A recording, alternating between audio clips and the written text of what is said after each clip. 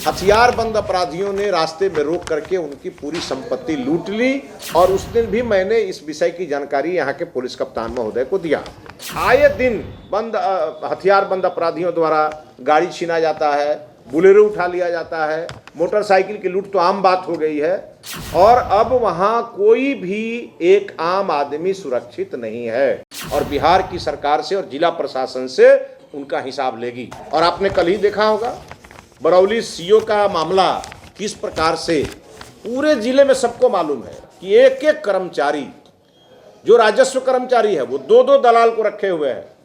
पूरे जिले में कोई ऐसा कर्मचारी नहीं है जिसका कोई प्राइवेट दलाल नहीं हो और ये सारे पदाधिकारी यहाँ के जितने भी जिला के बड़े से बड़े पदाधिकारी हैं सबके नॉलेज में है। यहाँ जो मोटी रकम की वसूली हो रही है ये पैसा सीधे ऊपर के लोगों तक पहुँच रहा है। और किस प्रकार से सिधवलिया सीओ के मामले में जिस प्रकार से एक घटनाक्रम सामने आया है यह दिल दहलाने वाला है। बरौली सीओ के मामले में, और ये केवल दिखावा हो रहा है प्रशासन के द्वारा और जबकि हर अंचल में गोपालगंज जिले के कोई अंचल ऐसा नहीं है जहां पर यह घटना नहीं हो रही है। क्या कारण है कि भ्रष्टाचार इतने चरम पर है? क्या कारण है कि एक आम आदमी को दाखिल खारिज कराने के लिए महीनों दौड़ना पड़ता है, जब वो लक्ष्मी नारायण का दर्शन कराता है तब उसका काम होता है। भारतीय जनता पार्टी के कार्यकर्ता अगर इस बात को लेकर के जाते हैं तो उनके ऊपर एफआईआर किया जाता है, कहा जाता है कि सरकारी काम में बाधा उत्पन्न कर रहे हैं। तो ये जो दो विषय है प्रमुख विषय कि अपराध, बेतहाशा अपराध में वृद्धि और बेतहाशा भ्रष्टाचार में वृद्धि, अपराध और भ्रष्टाचार के खिलाफ बैकुंठपुर से इस आंदोलन का आगाज किया जा रहा है।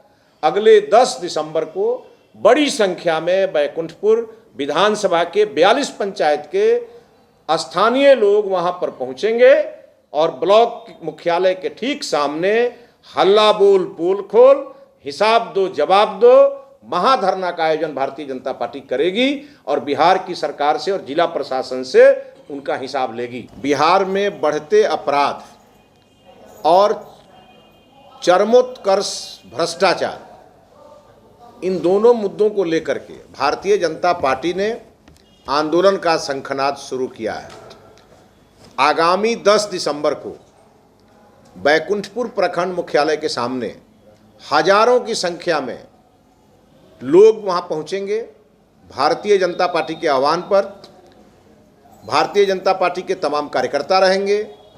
हमारे भाजपा के प्रदेश अध्यक्ष, हमारे नेता प्रतिपक्ष श्री विजय सिन्हा जी, नेता प्रतिपक्ष श्री सम्राट चौधरी जी, सरीखे नेताओं को हम लोग उसमें आमंत्रित कर रहे हैं और आगामी 10 दिसंबर 2022 को हिसाब दो जवाब दो, पोल खोल हल्ला बोल नाम से कार्यक्रम, महाधरना का कार्यक्रम भारतीय जनता पार्टी करने जा रही है। और अब यह इसलिए आवश्यक हो गया है कि मैं कुछ घटनाओं का जिक्र आपके सामने कर दे रहा हूं और यह जिक्र बहुत आवश्यक है। अगस्त महीने के 28 तारीख को बैकुंठपुर थाना अंतर्गत उसरी गांव में सिदेनी माझी की हत्या हुई। आप सभी को मालूम है कि एक दलित परिवार के गरीब व्यक्ति को रात में मार के फेंक दिया गया। अहले सुबह उसकी लाश बरामद हुई और आज तक उसमें एक भी गिरफ्तारी नहीं हुई। हमने दर्जनों बार इस बात की शिकायत जिले के पुलिस कप्तान से की, थाना अध्यक्ष से की, एसडीपीओ से की, लेकिन किसी ने इसकी कोई अभी इस कार्य में प्रगति नहीं है। 20/11/22 को झांझवा के निवासी राजू कुमार सोनी जो आभूषण व्यवसायी हैं, वो मोहम्मदपुर बाजार से संध्या 5:30 बजे अपनी दुकान बंद करके और जो बचा हुआ था उसको अपनी गाड़ी में लेकर के झांझवा जा रहे थे। उसी 1-1.5 किलोमीटर की दूरी में संध्या 6 बजे के आसपास हथियारबंद अपराधियों ने रास्ते में रोक करके उनकी पूरी संपत्ति लूट ली और उस दिन भी मैंने इस विषय की जानकारी यहाँ के पुलिस कप्तान महोदय को दिया। आप सभी को पता है कि 17/8/22 को ही कन्हैया सोनी जी जो कृतपुरा बाजार पर जिनका सीएसपी चलता है, वहाँ पर अपराधियों ने आकर के फायरिंग की और वहाँ पर लूटपाट की।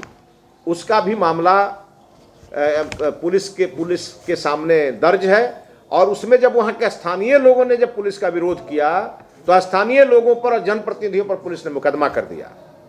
उसी प्रकार राजापट्टी कोठी स्थित रामनारायण सिंह जी के सीएसपी से लूट हुई और उसमें आपको मालूम है कि रामनारायण सिंह जी की हत्या की गई अपराधियों के द्वारा। आज उनकी पत्नी जो है सो विधवा की जीवन जी रही है और आए दिन हथियारबंद अपराधियों द्वारा गाड़ी छीना जाता है, बुलेरो उठा लिया जाता है, मोटरसाइकिल की लूट तो आम बात हो गई है और अब वहां कोई भी एक आम आदमी सुरक्षित नहीं है। इस 8/2022 को हुई, फिर 26/7/22 को चमनपुरा के निर्वाचित मुखिया के साथ मारपीट की गई, उनके घर के ऊपर हमला बोला गया और राष्ट्रीय जनता दल समर्थित लोगों के द्वारा बोला गया। उसमें 9 लोगों के ऊपर नामजद एफआईआर हुआ, मात्र 3 की गिरफ्तारी हुई और उसके बाद सारी कार्रवाई रुक गई।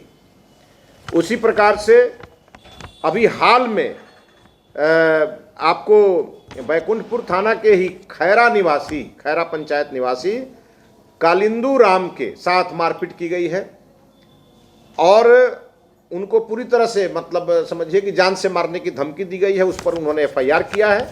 वो भी सज्जन जो हैं वो राष्ट्रीय जनता दल से जुड़े हुए हैं और उनके लिए विधानसभा के, मुझे पता चला है कि विधानसभा के अध्यक्ष, तत्कालीन अध्यक्ष के द्वारा यहाँ के अधिकारियों को इसमें कार्रवाई करने के लिए मना किया गया है। सिधवलिया थाना अंतर्गत 17/11/22 को वीरेंद्र राम जो बीडीसी सदस्य थे उनकी हत्या हो गई। उनका लाश सुबह में पाया जाता है घर के जस्ट बगल में। उस पे केवल खानापुरी के लिए एफआईआर हुआ है, अभी तक उसकी कोई कार्रवाई नहीं हुई।